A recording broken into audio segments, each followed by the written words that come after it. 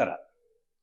ದಾಂಪತ್ಯದ ತೊಡಕುಗಳು, post marriage, after marriage ಏನಾಗುತ್ತೆ, ಮಿಥುನ ರಾಶಿಯವರಿಗೆ ಯಾವ ರೀತಿಯಲ್ಲಿ ತೊಡಕುಗಳು ಬಂದಿರಬಹುದು ಅನ್ನುವಂಥದ್ದನ್ನು ಸ್ವಲ್ಪ ಚರ್ಚೆ ಮಾಡೋಣ.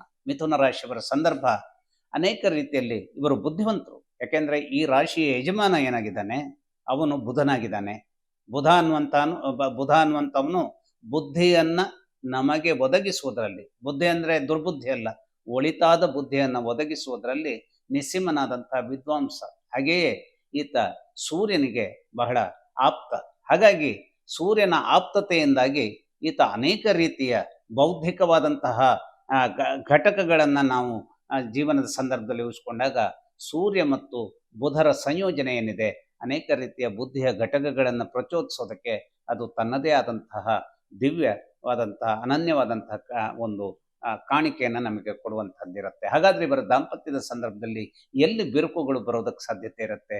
ಎಲ್ಲಿ ಬಿರುಕುಗಳು ಬರುತ್ತೆ ಅಂತಂದರೆ, ಈ ಒಂದು ಮದುವೆಯ ಸಂದರ್ಭ ಅಂದ್ರೇನು, ಹೆಣ್ಣು ಗಂಡಿನ ಸಂದರ್ಭ ಅಂದ್ರೇನು, ಯಾವ ಹೆಣ್ಣು ಗಂಡು ದೂರದಲ್ಲಿದ್ದಾರೋ ಆ ದೂರದ ಸಂದರ್ಭದಲ್ಲಿ ನಮಗೆ ಆ ಒಂದು ನಮ್ಮ ಬಾಳ ಸಂಗಾತಿಯಾಗಲಿಕ್ಕೆ ಇರುವವಳ ಅಥವಾ ಹೆಣ್ಣು ಮಕ್ಕಳಾದರೆ ಇರುವವನ ಎಲ್ಲ ರೀತಿಯ ಕೋಪಗಳು, ಹಾಗೆಯೇ ಅವನ ಎಲ್ಲ ರೀತಿಯ ಈ ದೌರ್ಬಲ್ಯಗಳು ಕೂಡ ಒಂದು ರೀತಿಯ ಸುಂದರವಾದಂತಹ ಚೌಕಟ್ಟಿನಲ್ಲಿ ಇಟ್ಟು ನೋಡಬಹುದಾದಂತಹ ಕ್ಷಣಗಳನ್ನು ಅದು ನಿರ್ಮಾಣ ಮಾಡ್ತಾ ಇರ್ತದೆ. ಯಾಕೆಂದರೆ ಈ ದೂರ ಅನ್ನುವಂಥದ್ದೇ ಮದುವೆಗೂ ಮುಂಚೆ ಮದುವೆ ಆಗಬೇಕು ಎಂದು ನಿರ್ಧರಿಸಿಕೊಂಡಂತಹ ಗಂಡು ಹೆಣ್ಣುಗಳು ಯಾವಾಗಲೂ ಲವರ್ಸ್ ಪ್ಯಾರಡೈಸ್ನಲ್ಲಿ ಇರ್ತಾರೆ. ಅದು ವ್ಯವಸ್ಥಿತವಾದಂತಹ ಹಿರಿಯರೇ ನಿಶ್ಚಯಿಸಿದಂತಹ ಮದುವೆ ದಿನಗಳು ಅಥವಾ ಪ್ರೇಮಿಗಳು ತಾವು ಮದುವೆ ಆಗಬೇಕು ಅನ್ನುವಂಥದ್ದನ್ನು ತಮ್ಮದೇ ಆದಂತಹ ನಿರ್ಧಾರವನ್ನು ತೆಗೆದುಕೊಂಡಂತಹ ಲವ್ ಮ್ಯಾರೇಜಿನ ಸಂದರ್ಭದ ವಿಚಾರಗಳು ಎಲ್ಲೇ ಇರಲಿ, ಆ ಒಂದು ಸಂದರ್ಭದ ಮದುವೆಗೂ ಮುಂಚಿನ ಸಂದರ್ಭಗಳೇನಿರುತ್ತೆ, ಆ ಲವರ್ಸ್ ಪ್ಯಾರಡೈಸ್ನಲ್ಲಿ ಇರುವಂತಹ ಒಂದು ವಿಚಾರ ಇರುತ್ತೆ. ಆ ಲವರ್ಸ್ ಪ್ಯಾರಡೈಸ್ನಲ್ಲಿದ್ದಾಗ ಯಾವ ವ್ಯಕ್ತಿಯೂ ಕೂಡ ತನ್ನದೇ ಆದಂತಹ ಬಾಳ ಸಂಗಾತಿಯ ಬಗೆಗೆ ಕೆಟ್ಟದಾದಂತಹ ವಿಚಾರಗಳನ್ನು ಮನಸ್ಸಿನಲ್ಲಿ ಇಟ್ಕೊಳ್ಳೋದಿಲ್ಲ. ಹೆಣ್ಣಿಗೆ ಗಂಡಿರಲಿ ಅಥವಾ ಗಂಡಿಗೆ ಹೆಣ್ಣಿರಲಿ, ಎಲ್ಲವೂ ಸುಂದರವಾಗಿ ಕಾಣ್ತಾ ಇರ್ತವೆ. ಆ ಮಾತು ಸುಂದರವಾಗಿ ಕಾಣಿಸುತ್ತೆ, ಆ ಕಣ್ಣು ಸುಂದರವಾಗಿ ಕಾಣಿಸುತ್ತೆ, ಆ ಇಡೀ ಒಂದು ದೇಹದ ಚಲನವಲನಗಳು ಕೂಡ ಬಹಳ ಅದ್ಭುತವಾದಂತಹ ವಿಚಾರದ ಒಂದು ಸಾಂಗತ್ಯವಾಗಿ ಕಾಣುವಂತಹ, ನಮ್ಮ ಮನಸ್ಸಿಗೆ ಸಂಜೀವನಿಯಾಗಿ ಅದು ಮುದವನ್ನು ಕೊಡುವಂತಹ ರೀತಿ ನೀತಿಯಾಗಿ ನಿಂತುಕೊಡ್ತಾ. ಇದು ಯಾರದೇ ಇಂಥವನ ಬದುಕಿನಲ್ಲಿ, ಇವಳ ಬದುಕಿನಲ್ಲಿ ಅಂತಲ್ಲ, ಸಾಮಾನ್ಯವಾಗಿ ಜಗತ್ತಿನ ಸಂದರ್ಭದ ಬದುಕಿನಲ್ಲಿ. ಯಾಕೆ ಅಂತಂದರೆ ಇದೊಂದು ರೀತಿಯ ನೈಸರ್ಗಿಕವಾದಂತಹ ವಿಚಾರ. ಹಾಗಾದರೆ ಈ ಒಂದು ಮಿಥುನ ರಾಶಿಯವರು ಎಲ್ಲಿ ದಾಂಪತ್ಯದ ಸಂದರ್ಭದಲ್ಲಿ ಸೋಲನ್ನು ಕಂಡುಬಿಡಬಹುದು ಅಂತಂದರೆ, ಇವರ ದಾಂಪತ್ಯದ ವಿಚಾರದಲ್ಲಿ ಬಾಳ ಸಂಗಾತಿಯನ್ನು ತಂದು ಕೊಡಬೇಕಾದಂಥವನು ಗುರುವಾಗಿರ್ತಾನೆ. ಆ ಗುರು ಯಾರು? ಆ ಗುರು ಒಂದು ನೇರವಾಗಿ 7ನೇ ಮನೆಯಲ್ಲಿ ಇರುವಂತಹ ಧನಸ್ಸು ರಾಶಿಯ ಯಜಮಾನನಾದಂತಹ ಗುರುವಾಗಿರ್ತಾನೆ. ಈ ಗುರು ಯಾವಾಗಲೂ ಧನಕಾರಕನಾಗಿದ್ದಾನೆ. ಈ ಗುರು ಯಾವಾಗಲೂ ಜ್ಞಾನಕಾರಕನಾಗಿದ್ದಾನೆ. ಈ ಗುರು ಯಾವಾಗಲೂ ಸಂತಾನಕಾರಕನಾಗಿರ್ತಾನೆ. ಈ ಗುರುವಿನಲ್ಲಿ ಅನೇಕ ರೀತಿಯ ಶಕ್ತಿಗಳಿರ್ತವೆ. ಹಾಗೆ ಬುಧನಲ್ಲಿಯೂ ಕೂಡ, ಬುಧನಲ್ಲಿ ಇರಬಹುದಾದಂತಹ ಶಕ್ತಿಯನ್ನು ಬೌದ್ಧಿಕವಾದಂತಹ ಬಹು ಎತ್ತರವನ್ನು ನಿರ್ಮಿಸಿಕೊಡುವಂತಹ ಒಂದು ದೊಡ್ಡದಾದಂತಹ ಶಕ್ತಿ. ಆದರೆ ಈ ಬುದ್ಧಿಯೇ ದುರ್ಬುದ್ಧಿ ಆದಾಗ ಬಹಳ ಕಷ್ಟ ಆಗುತ್ತೆ. ದುರ್ಬುದ್ಧಿಯನ್ನು ತಂದು ಕೊಡಬಹುದಾದಂತಹದ್ದನ್ನ ಕೇವಲ ಬುಧನ ಮೂಲಕವಾಗಿಯೇ ದುರ್ಬುದ್ಧಿ ಒದಗೋದಿಲ್ಲ. ಆದರೆ ಬುಧನಿಗೆ ಕೆಲವು ಇಪ್ಸ್ ಅಂಡ್ ಬಟ್ಸ್ ಬಂದಾಗ ಬುಧನ ಕೊಡುವಂತಹ ಬುದ್ಧಿ ದುರ್ಬುದ್ಧಿಯಾಗಿ ನಿಲ್ಲಬಹುದು. ಹಾಗೆಯೇ ಜ್ಞಾನಕ್ಕೆ ಸಂಬಂಧಿಸಿದಂತಹ ವಿಚಾರವನ್ನ ಒದಗಿಸಬಹುದಾದಂತಹ ಬಾಳ ಸಂಗಾತಿಯ ವಿಚಾರದಲ್ಲಿ ತನ್ನದೇ ಆದಂತಹ ಪಾಲನ್ನ ನೀಡುವಂತಹ ಯಾರಿಗೆ ಈ ಒಂದು ಮಿಥುನ ರಾಶಿಯವರಿಗೆ ಕೊಡುವಂತಹ ಗುರು ತನ್ನಲ್ಲಿಯೇ ತಾನು ಜಾತಕದಲ್ಲಿ ಅನೇಕ ರೀತಿಯ ಒಂದು ಶೈಥಿಲ್ಯವನ್ನ, ಬಿರುಕನ್ನ ಕಂಡುಕೊಂಡಾಗ ಏನಾಗುತ್ತೆ, ಅವನು ಕೊಡುವಂತಹ ಜ್ಞಾನ ಮದ್ದುತನವಾಗ್ತದೆ ಹೊರತು ಒಳ್ಳೆಯ ರೀತಿಯ ಒಂದು ಜ್ಞಾನವನ್ನು ಕೊಡೋದಕ್ಕೆ ಆತ ವಿಫಲನಾಗಬಹುದು.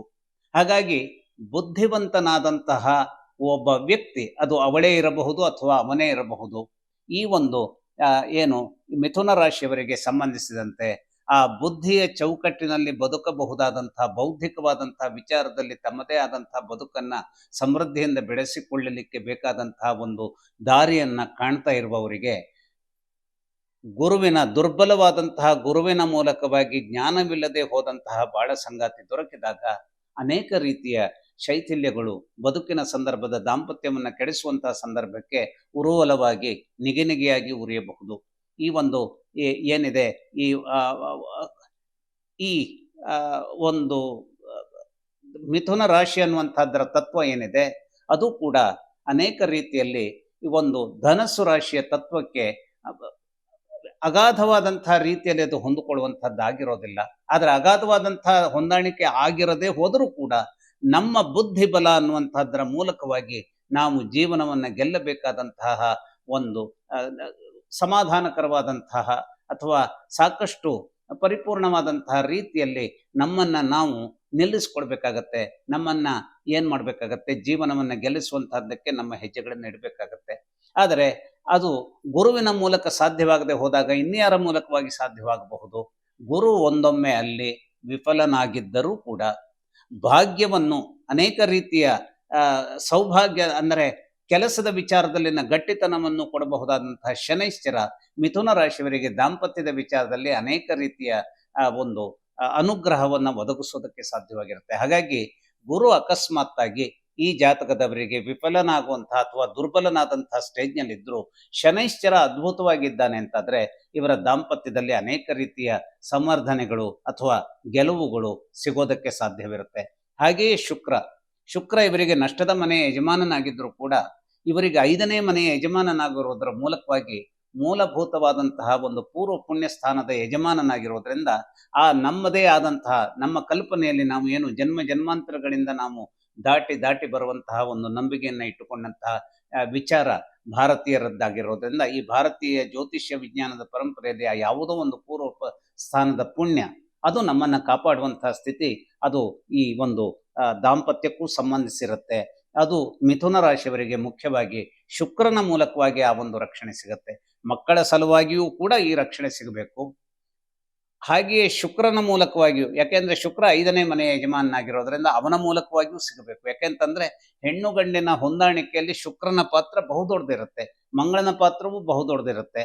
ಮಂಗಳ ಈ ರಾಶಿಯವರಿಗೆ ಅಷ್ಟೊಂದು ಒಳ್ಳೆಯ ಒಂದು ಗ್ರಹವಾಗಿ ಇರೋದಿಲ್ಲ. ಹಾಗಾಗಿ ಮಿಥುನ ರಾಶಿಯವರು ಮಂಗಳನ ಹೆಲ್ಪ್ ಸಿಗಬಹುದು ಅನ್ನುವಂಥದ್ದನ್ನ ಊಹಿಸ್ಕೊಡೋದು ಸ್ವಲ್ಪ ಕಷ್ಟವಾಗುತ್ತೆ. ಯಾಕೆಂದ್ರೆ ಅವನು ಎಕ್ಸೈಟೆಡ್ ಪಾಯಿಂಟ್ ಅನ್ನ ಪಡೆದು ಮಕರದಲ್ಲಿ ಇದ್ದರೂ ಕೂಡ ದಾಂಪತ್ಯದ ವಿಚಾರದಲ್ಲಿ ಆ ಎಕ್ಸೈಟೆಡ್ ಪಾಯಿಂಟ್ ಮಿಥುನ ರಾಶಿಯವರಿಗೆ ಮಂಗಳನ ಮೂಲಕವಾಗಿ 100ಕ್ಕೆ 100 ಡಿಗ್ರಿಯಲ್ಲಿ ಸಿಗೋದಿಲ್ಲ, ಕೇವಲ ಒಂದು 40-30% ಸಿಗತ್ತೆ. ಹಾಗಾಗಿ ಏನಾಗುತ್ತೆ, ಈ ಸಂದರ್ಭ ಏನಾಗ್ಬಿಡತ್ತೆ, ಈ ಒಂದು ಮಿಥುನ ರಾಶಿಯವರಿಗೆ ಆ ಒಂದು ದಾಂಪತ್ಯದ ಸಂದರ್ಭದಲ್ಲಿ, ಯಾಕೆಂದ್ರೆ ಮಿಥುನ ರಾಶಿಯವರದ್ದು ಒಂದು ಸಣ್ಣ ದೌರ್ಬಲ್ಯ ಏನು ಅಂತಂದ್ರೆ, ಅದು ದೌರ್ಬಲ್ಯ ಅಂದ್ರೆ ದೌರ್ಬಲ್ಯ ಅಲ್ಲ ಅಂತಂದ್ರೆ ಅದೊಂದು ಶಕ್ತಿಯೂ ಹೌದು. ಯಾಕೆಂದ್ರೆ ಇವರು ಒಂದು ನಿರ್ಧಾರಕ್ಕೆ ಬರಬೇಕಾದ್ರೆ ಎಲ್ಲ ನಿಟ್ಟಿನಲ್ಲಿ ಅದು ಹಾಗೆ ಇರಬಹುದೇ, ಇದು ಹೀಗೆ ಇರಬಹುದೇ, ಪ್ರಾಸ್ ಅಂಡ್ ಕಾನ್ಸ್ ಅಂತ ನಾವೇನು ಹೇಳ್ತೀವಿ, ಎಲ್ಲ ನಿಟ್ಟಿನಲ್ಲಿಯೂ ಯೋಚಿಸುವಂಥವರಾಗಿರ್ತಾರೆ. ಈ ಎಲ್ಲ ನಿಟ್ಟಿನಲ್ಲಿ ಯೋಚಿಸುವಂತಹ ವಿಚಾರಗಳು ಇವರ ಜೀವನದ ಮಹತ್ವದ ಅಂಶವಾದಂತಹ ಜೈವಿಕತೆಯನ್ನ, ಬಯಾಲಜಿಯನ್ನ, ಹಿಸ್ಟಾಲಜಿಯನ್ನ ಹೊಂದಿದ್ದರೂ ಕೂಡ ಬಾಳ ಸಂಗಾತಿಯ ಸಂದರ್ಭ ಹೇಗಿರುತ್ತೆ, ಆ ಒಂದು ಧನಸ್ಸು ರಾಶಿಗೆ ಸೇರಿದವರಾಗಿರೋದ್ರಿಂದ ಆ ಧನಸ್ಸು ರಾಶಿಯ ಒಂದು ತತ್ವ ಏನಿರುತ್ತೆ ಅದು ಬೆಂಕಿಯ ತತ್ವ ಇರುತ್ತೆ. ಅವರು ಸರ್ರನೆ ಉತ್ತರ ಬೇಕು ಅನ್ನುವಂತಹದ್ದನ್ನ ಬಾಳ ಸಂಗಾತಿಗಳು ಯೋಚಿಸುವಂತಹದ್ದಿರುತ್ತೆ. ಇವರು ಎಲ್ಲವನ್ನೂ ಪರಿಶೀಲಿಸುವುದರ ಮೂಲಕವಾಗಿ ಒಳಿತನ್ನ ಸಂಪಾದಿಸಿಕೊಳ್ಳೋಣ ಅಂತ ಯೋಚಿಸಿದ್ರೆ ಎಲ್ಲವೂ ಥಟ್ ಅಂತ ನಿರ್ಧಾರ ಆಗಲಿ ಅನ್ನುವಂಥದ್ದನ್ನ ಏನಾಗಿರುತ್ತೆ,